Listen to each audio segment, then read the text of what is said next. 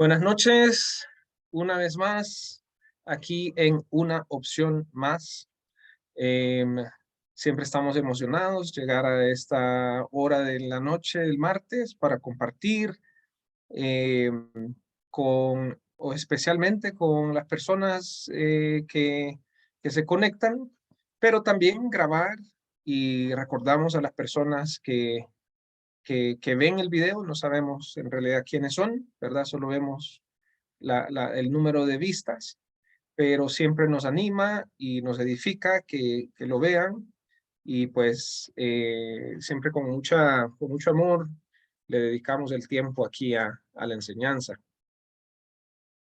Muy bien, esta noche el tema que tenemos es no torturen al espíritu. El tema obviamente siempre es una forma de gancho, ¿verdad? Para ser interesante, pero en realidad vamos a explorar esa palabra y vamos a ver por qué es que eh, nos hemos atrevido a decir que no hay que torturar al espíritu.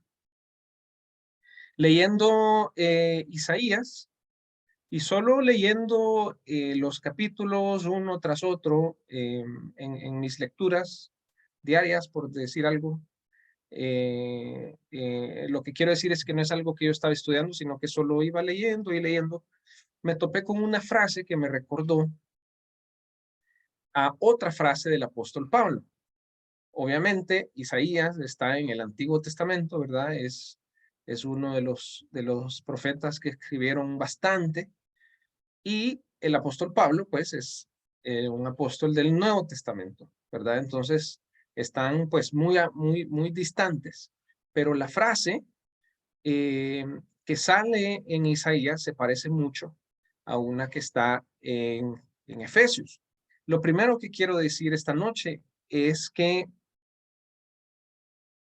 hay que leer bastante la Biblia, hay que dedicarle, porque cuando uno lee y lee y lee, el Espíritu Santo en su soberanía, en su amor, nos permite hacer conexiones personales, ¿verdad? Que nos edifican, nos dan fuerzas, nos dan dirección, ¿verdad? Así que es un ánimo más para leer, agarrar la Biblia, agarrarla con seriedad, agarrarla con tiempo, y verdad, y dedicarle el tiempo necesario, el tiempo extenso, pues me refiero a más de lo usual, ¿verdad? Si uno lee 2 minutos, hay que tratar de leer 4, ¿verdad? Si uno lee 15, hay que tratar de leer 20, y así. Muy bien, entonces llegando a Isaías 63, Isaías tiene 66 libros, me topé con esta frase y la vamos a buscar. Vamos a Isaías 63:10. Voy a empezar eh, con la NBI, Isaías 63:10. Vamos a ver cuál es esa frase. Entonces el profeta Isaías, capítulo 63, versículo 10. Dice así: pero ellos se rebelaron y afligieron a su Santo Espíritu. Por eso se convirtió en su enemigo y luchó él mismo contra ellos. Ahí está, esa es la frase que dice: afligieron a su Santo Espíritu. Como a manera como ¿qué? De evaluación, ¿verdad? De memoria, quiero lanzar la pregunta, ¿verdad? Obviamente, donde sea que estén, en el momento que estén viendo esto, los que están conectados ahorita, quiero preguntarles si se recuerdan cuál es la frase esa que se parece a esta, afligir al Espíritu Santo, pero que es la frase que usa Pablo. ¿Okay? Vamos a ver si voy a dar solo unos segundos para que piensen a ver si se recuerdan. Y ahorita la vamos a ir a buscar. Ok, muy bien. Entonces aquí en el Salmo, perdón, en Isaías 63:10 dice: afligieron a su Santo Espíritu. Vamos a ver cuál usa Pablo. Esto está en Efesios capítulo 4. Efesios capítulo 4.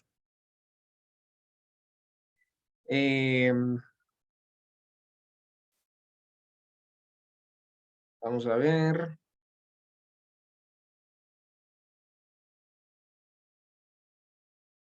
Efesios 4:30. Sí, al final del capítulo. Efesios 4:30. Entonces nos pasamos, vea, de Isaías, aquí al Nuevo Testamento. Efesios 4:30 dice, no agravien, dice la NBI, no agravien al Espíritu de Dios, con el cual fueron sellados para el día de la redención. No agravien. Voy a leer la Reina Valera y la NTV en este Efesios 4. Efesios 4:30 en la Reina Valera dice,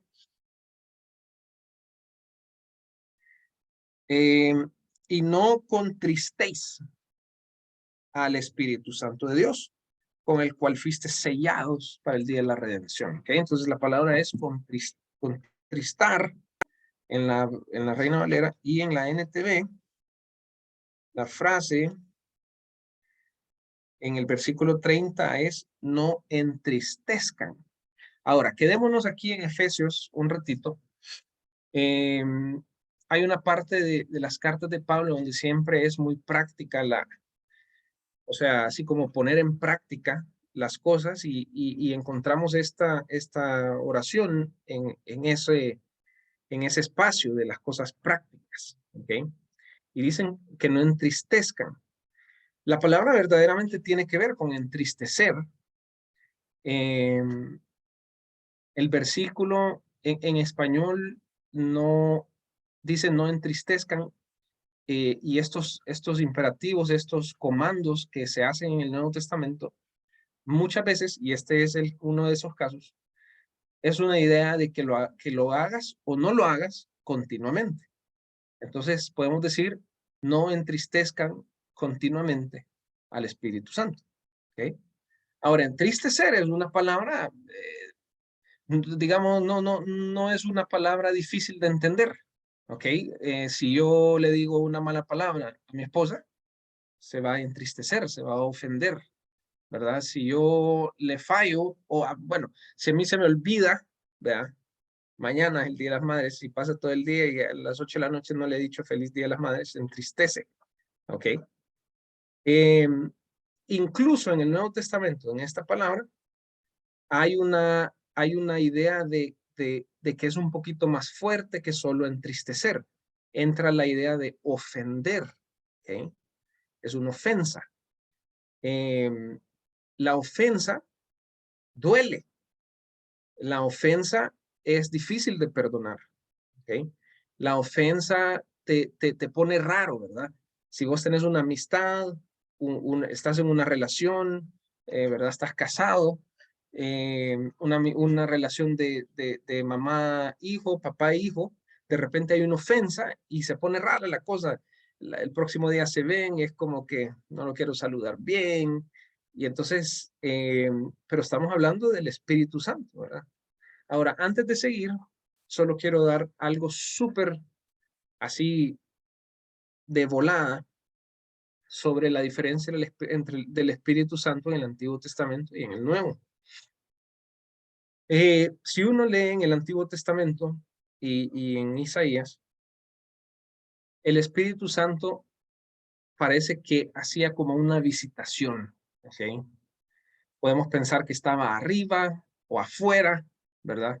Sabemos que Dios está en todo lugar, ¿verdad? Pero digamos que el Espíritu Santo no estaba ahí, y de repente hacía una visitación y llenaba a la persona, ¿ok?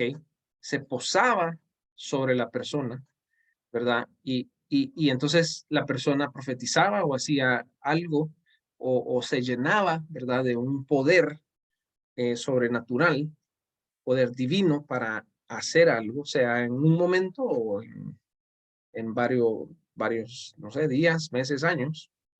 Eh, entonces, en el Antiguo Testamento así era la dinámica. ¿Okay?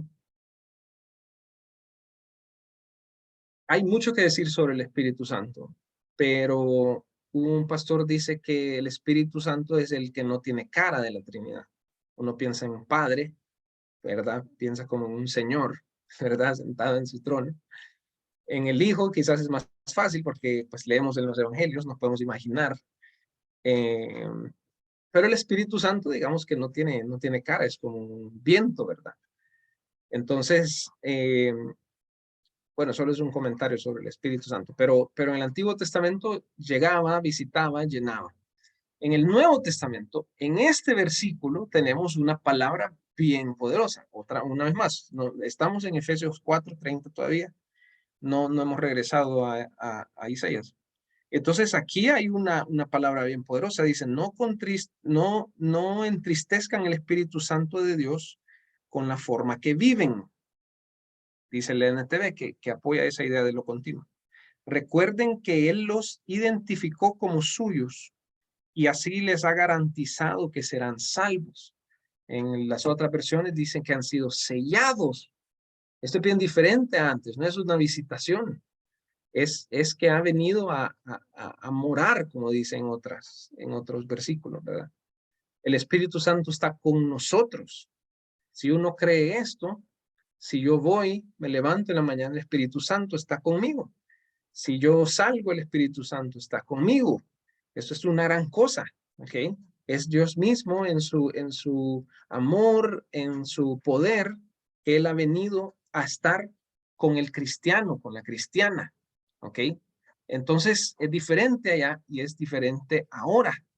Ahora, el privilegio es diferente, pero también la responsabilidad parece ser diferente, porque si yo estoy ofendiendo al Espíritu Santo continuamente, bueno, por eso es que hay una relación tan rara a veces en nuestro cristianismo. Una vez más, recordando a esa imagen de que yo ofendo a un amigo, ofendo a una amistad. Ay, la próxima vez que lo veo, ni lo saludo bien y que no me, medio le sonreí. ¿Se imaginan con el Espíritu Santo cómo se pone la cosa? Nos levantamos y lo ofendimos, no le queremos pedir perdón y ahí estamos todos raros y la relación está bien extraña. Bueno, la cosa se intensifica ahorita que regresamos a Isaías 63. Entonces volvamos a Isaías 63, 63:10. ¿Ok?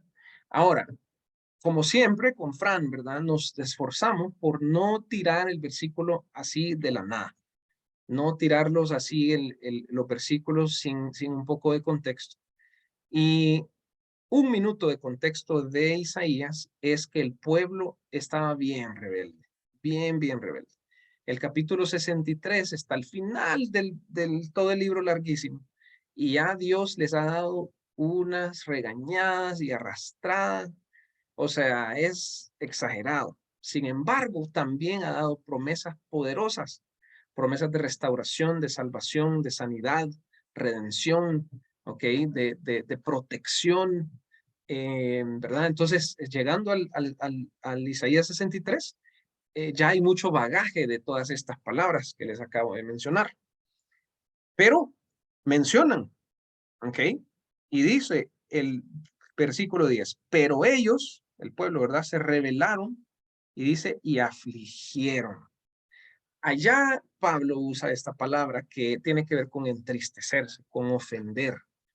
Pero aquí la palabra puede significar varias cosas. Ahora, un súper rápido comentario sobre cómo funcionan algunas oraciones en la gramática en hebreo. En español usamos, bueno, y los latinoamericanos y los salvadoreños de repente usamos ciertas palabras que hacen más, más bajito lo que estamos diciendo o más grande. Por ejemplo, uno dice, hey, haceme un favorcito. Entonces uno sabe de que es, no sé, pásame algo, anda, tráeme agua, algo así. Pero si yo digo, mira, te voy a pedir un gran favorzote, fíjate, pero así, o sea, es enorme. Vaya, ahí ya entendés que quizás se quedó el carro, quizás tenés que ir a traer o que lo vayas a dejar al aeropuerto o que le prestes dinero, ¿verdad? Entonces, en hebreo también hay ciertas formas de intensificar. Y esta frase está en una que es más intensa, ¿ok? Es más intensa.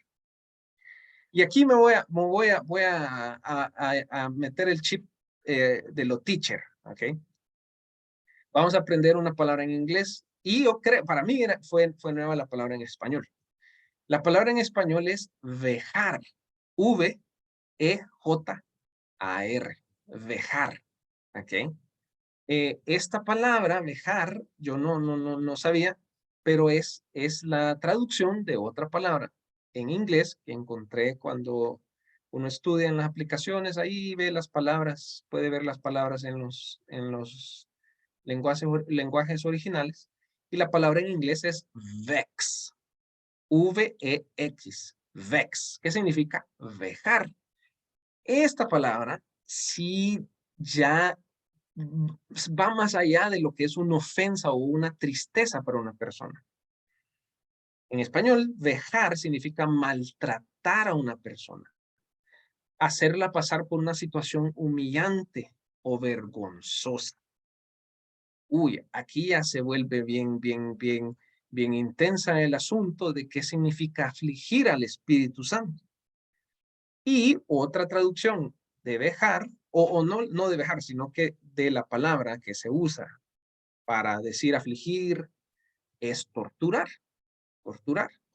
Ahora, uno cuando se oye torturar, piensa en el dolor, pero yo esta noche quiero usar la palabra torturar para pensar en el proceso, en el proceso. Vaya, imagínense ese tipo de películas, sea de miedo o de suspenso, o por ejemplo de detectives o de esos documentales en Netflix, ¿verdad? Que hablan sobre un asesino. Entonces imagínense que a una persona mala, ¿verdad? Un asesino va, ¿cómo se llama? Persiguiendo a una jovencita y la empieza a perseguir, la jovencita sale corriendo y entonces aquí empieza un proceso. Eventualmente este asesino va a torturar a esta persona. Pero entonces ese proceso es el que yo quiero sacar a colación esta noche. Porque uno en su interior, la diferencia entre solo pecar, ¿verdad? O caer en pecado y ya llegar a torturar al Espíritu Santo, a dejar, a afligir, a entristecer al Espíritu Santo, ¿ok? Es ese proceso mental. Uno empieza y dice, yo puedo hacer esto con mi pecado. Y empezás y decís, ok, hoy es martes, el fin de semana, voy a tener tiempo. Ok, ahí empieza ese proceso de tortura. Y esta noche yo quisiera dar esa estrategia porque en ese momento que uno empieza y empieza y sale el pecado, ¿verdad? Y Pablo dice allá en Romanos, dice, el pecado que está en mí es el que me hace pecar. Pero entonces cuando surge esa carne, surge esa pecaminosidad en uno, ahí es donde uno tiene que observarse en el espejo y decir, hey, wait, ¿qué estoy pensando? ¿Hacia dónde voy? ¿Hacia torturar al Espíritu Santo? De seguro, si uno está planeando, ¿ok? Entonces, esa palabra torturar, más que el dolor, ¿verdad? De una tortura, yo quisiera poner en nuestras mentes ese proceso, ¿a dónde empieza? Entonces, regresando a la imagen del asesino, llegando entonces agarra, ¿verdad? A la persona, a la joven, a la muchacha, y, y es violento, pues, porque obviamente la persona no quiere ser secuestrada, y para amarrar a la persona y para llegar a torturarla. Entonces, ahí ven que de repente hay cuestiones en nuestra vida que, que, que uno va avanzando y va planeando y las cosas se ponen violentas, pues, en nuestra mente, en nuestras emociones, en las cosas que decidimos, en las cosas que escondemos, en las cosas que decimos, cómo manipulamos, cómo mentimos, cómo hasta nos mentimos a nosotros mismos. Incluso eso puede ser bien peligroso porque a veces uno planea y como decimos aquí en El Salvador, anotamos paja y decimos, no, solo voy o sea, explorar, ver, ¿verdad? Pero ahí está, ahí empieza el proceso de tortura. ¿Quién, quién cree ustedes que se conoce más a uno mismo? ¿El Espíritu Santo o uno mismo? Entonces el Espíritu no está viendo, pues, el Espíritu está sintiendo. Es como, vaya, uno tiene obviamente pensamientos de otras personas que no son adecuados. Digamos, no hablemos sexuales, hablemos de que alguien me cae mal. Cuando yo estoy enfrente de la persona que me cae mal, no hablo todo lo que pienso, ¿verdad? O sea, yo no estoy diciendo, eh, ¿qué onda rata, ¿verdad? O qué onda víbora, ¿me entiendes? Uno no lo dice, pero el Espíritu Santo sí ve todo lo que uno piensa y sí sabe lo que uno quiere, lo que uno desea, las intenciones que uno tiene. Entonces ahí empieza la tortura. Y la estrategia de esta noche para no torturar al Espíritu es atrevernos a observar nuestra planificación y parar y decir en el nombre de Jesús, no, ¿verdad? Y yo sé que eso parece bien sencillo y yo sé que no es una varita mágica y en mis propias luchas yo sé que a veces sencillamente no funciona porque uno ya está bien acelerado. Pero si uno aprende a observar ese proceso, ¿verdad? Hacia la tortura, uno, por el amor que le tiene al Señor, ¿verdad? De repente lo ve, lo observa y dice, hey, para, ¿verdad? Y aquí se han dicho varias cosas para los que este no es el primer video. Hemos hablado sobre varios versículos, ¿verdad? Romanos 8, por ejemplo, para recordar uno. Y ahí están las estrategias. Memorizar, ¿verdad? Hemos hablado, memorizar versículos. Parar, decidir por el Señor y no decidir por el proceso de tortura, ¿verdad? Entonces, regresando un poquito y ya cerrando la enseñanza, hay un Espíritu Santo que por decisión de amor de Dios mora en nosotros, ¿verdad?